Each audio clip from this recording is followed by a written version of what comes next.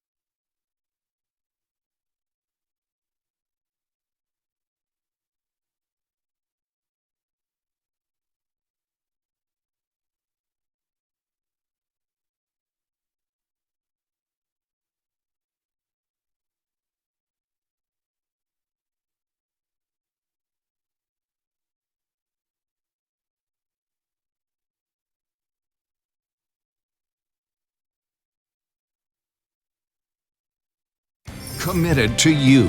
Fox Carolina, the morning news starts now. We have a breaking development in the hit-and-run crash that killed a beloved upstate teacher. What we know, who we know the suspect is right now, and more about this truck that's connected to the case. A live report with details straight ahead. Plus, we've got dry weather outside in the upstate so far, but the clouds are thickening up. I'll tell you about the storm chances that come back to our area. Good morning to you and happy Friday, June 11th. Thanks for joining us here on The Morning News on Fox Carolina. We have Margaret and Carter watching your breaking news headlines, Nicole watching the weather, Kylie in for Chris this morning, keeping an eye on the roadways. And we did see a little bit of peak of sunshine out there in that picture really quick. Let's take you outside to Thornblade, where the BMW Pro-Am undergoing their second day.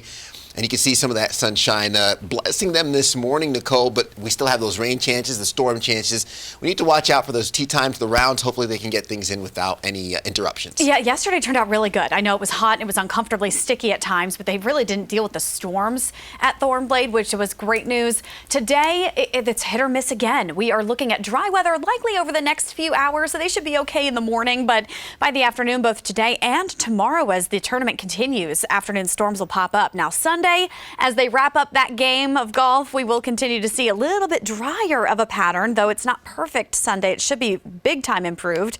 Then next week it's hot and mostly dry. Here's a look currently at the rain coming down in the mountains. The upstate is dry so far and should stay that way, like I said, for a couple hours. But later this afternoon, the high gets to 87 degrees. The breeze picks up and you'll see storms develop. North Carolina gets to 81 degrees today with scattered storms as well. So with downpours, frequent lightning, even some briefly gusty wind, we'll have to watch out for every pocket of storms that build this afternoon.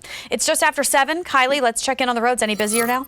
This morning, traffic is starting to pick on up, but by the afternoon, because of those showers and storm potential, it will be a little bit more scattered in terms of some incidents, I'm sure, out there. But here's a look at those two accidents in the upstate. South Carolina 269 Eiler Street at 86 Anderson Street, so avoid that area. I'm looking in on more information on that. And also on Rogersbridge Road at South Carolina 290 Main Street, we have another accident. That one is near Spartanburg County.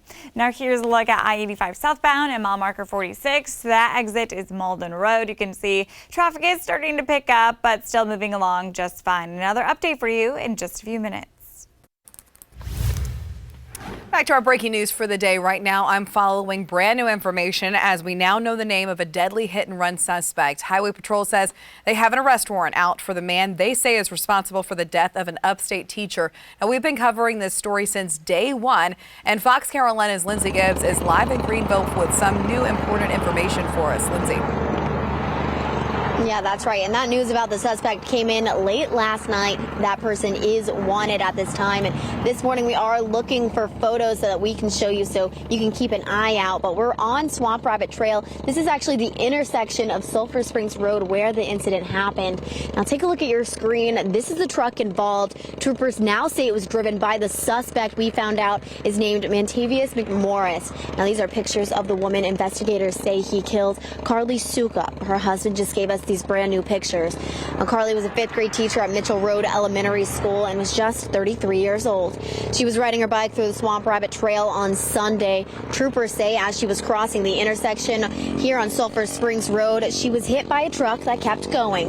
Just yesterday, Highway Patrol revealed that truck was stolen. We learned a local repair shop called Moon Tire and Repair in Greer reported to law enforcement about the stolen tag, so we went to the shop and spoke to them about their discovery. Now, we also spoke with a bicyclist this morning riding down Swamp Rabbit Trail across this intersection, and we asked if he had heard the news. Take a listen. When you first read it, I felt really bad about it because both my sisters are teachers and about that same age group. So I felt really bad about it, and then to know that, or having no idea, to knowing that there was some connection or that they were actually here. It's one that when I'm out on a ride on the Swamp Rabbit, I keep in mind as one that there's a lot of fast moving traffic and make certain that both ways are clear before going across. Carly's husband has created a GoFundMe to provide students in Greenville County schools with counseling in their time of need and to implement heightened safety on Swamp Rabbit Trail to reduce the likelihood of this tragedy happening again in the future. Now we have that link to the GoFundMe inside of our Fox Carolina News app. And again, Highway Patrol is still searching for that suspect. If you know anything, you are encouraged to call the number we have there at the bottom of your screen. And coming up, we're going to have more from Highway Patrol about what they're saying in this case. Back to you. All right, Lindsay, thanks so much. And of course, we'll be following up with you on this deadly crash as well. Now to another deadly crash this morning out of Easley, where we're working to learn the names of two people. We want to show you some video that we got from a viewer that shows authorities on the scene of the crash there. It all happened along Powdersville Road. If we can pull that video up, we're told that this is right at the Westchester subdivision. Right now, we don't have many details, but we did reach out to the coroner's office, who told us the victims were a man and a woman. We're expecting to learn their names at some point this morning. Once we do, we'll be sure to update you on air and online at foxcarolina.com.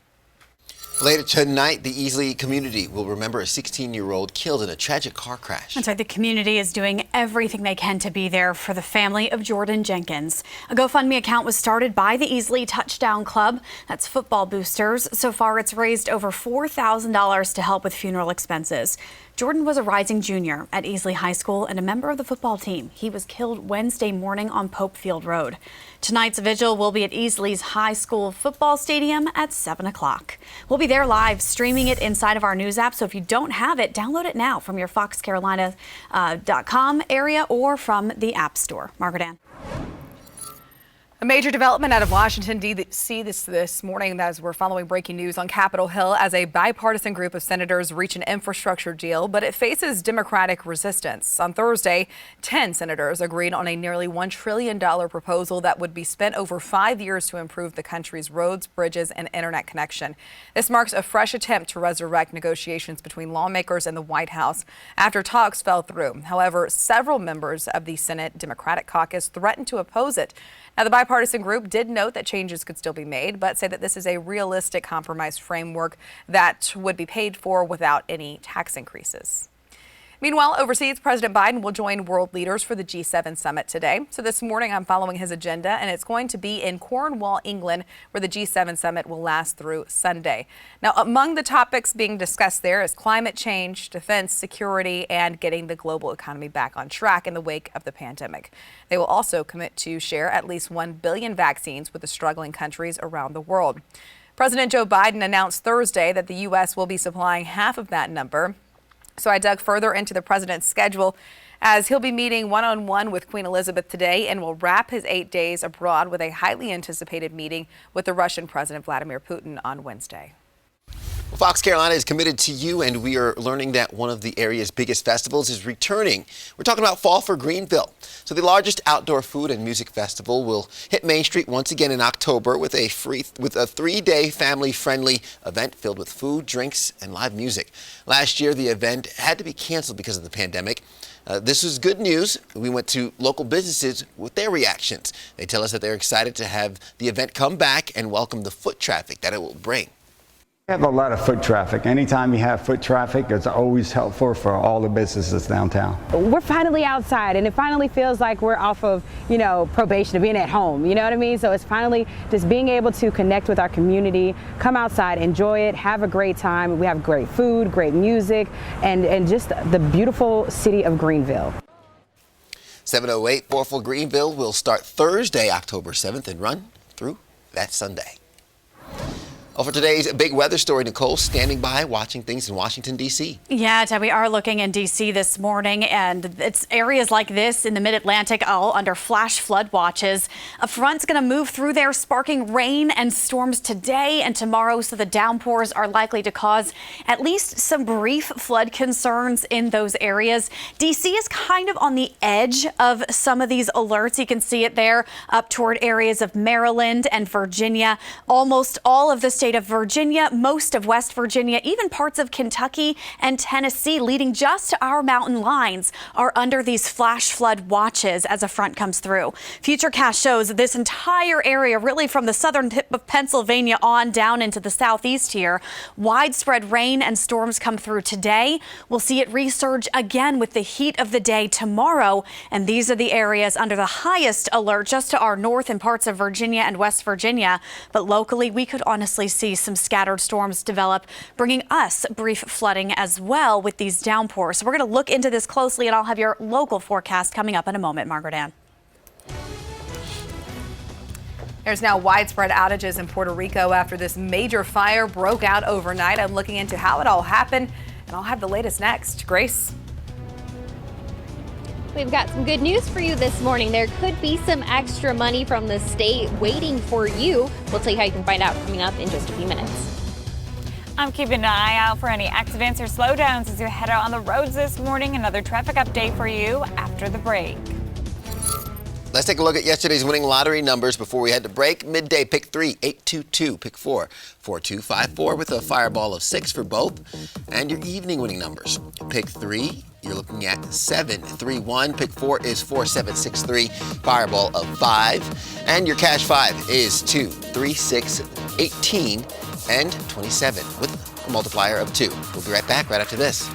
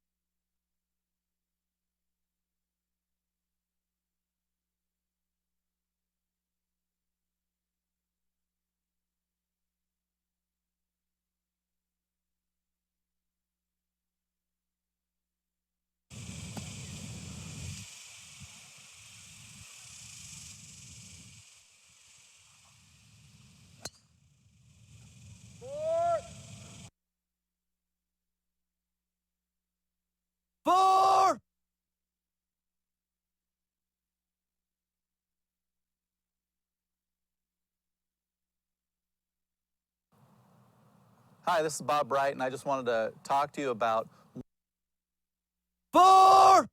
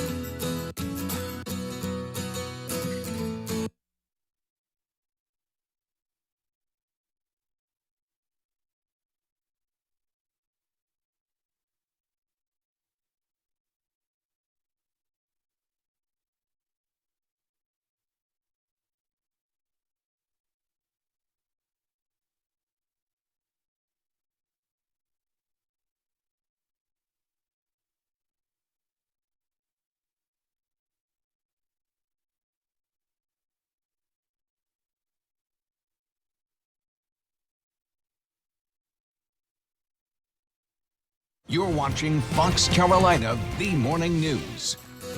Welcome back to the Morning News on Fox Carolina, a live look. BMW Pro-Am in Greenville. Visit Thornblade going into day 2. And if you're going to be heading out to Thornblade, keep an eye out for some celebrities. We're talking Anthony Anderson, Cedric the Entertainer, Canelo Alvarez. So some big names here in the upstate getting their golf on. We'll have a look throughout the day and also talk about the rain chances, which could impede some of those rounds. And now to a news alert. Puerto Rico is without power after a transformer caught fire at an electrical substation overnight. I want to show you this incredible video we were able to find of the explosion in San Juan. A local utility company, Luma Energy, is working to restore the system as we speak. State and federal law enforcement authorities are investigating this cause. Meanwhile, Luma Energy said they were hit by a cyber attack earlier in the day. However, right now there's no indication of any connection between the website attack and the substation incident. But of course, we'll be watching it for you. Don't forget that you can get more stories like this on your Fox Carolina News Flash Briefings on your Amazon Echo. Just say, "What's my flash briefing?" and enable the Fox Carolina skill from your Alexa app. 714, Fox Carolina is committed to you, and this morning we want to help connect you with your unclaimed property. State officials say that they have more than $700 million worth of it. That's right, and some of it could be yours. Fox Carolina's Grace Runkel has been looking into this. She's live in downtown Greenville. Grace, tell us how people can find out if they have hidden money. Well, it's super easy. All you need to do is go online to the Treasurer's website and simply click on that property search, the unclaimed property search, and that's going to tell you if you have any money waiting for you. It could be something like a bank account that maybe you've forgotten about, or it could even be a check that a company was trying to get to you but got lost in the mail. So again, it's anytime a company tries to give you money and they can't get it to you, it goes to the state and it ends up in this kind of limbo category of unclaimed property, and it waits there until you go and actually claim it. So here again are some examples of what that property could be: a check that got lost in the mail, maybe a insurance claim that didn't get paid out, anything like that. And it's just a minute to check, and they estimate that there are more than 1 million South Carolinians with a claim waiting for them. So definitely go and check that out. We stopped and talked with one woman about this, and she said she wasn't sure if she had any money waiting for her, but she said anything at this point could also help. I have no idea, but it sure would be nice to find out, because you never know. There could be somebody wealthy in your family from way back when and nobody has claimed. And we were actually with that woman as she checked her own name. So coming up in the next half hour, we'll tell you what she found. But if you want to check for yourself to see if you have any money waiting for you, then head over to our Fox Carolina News app. We've got the link for you right there. And I will say, I was just live on Facebook, and several people have said that they found money for themselves or a family member. One woman says that she has $1,200 waiting for her. So definitely a good idea to take a minute and check it out. Back to you.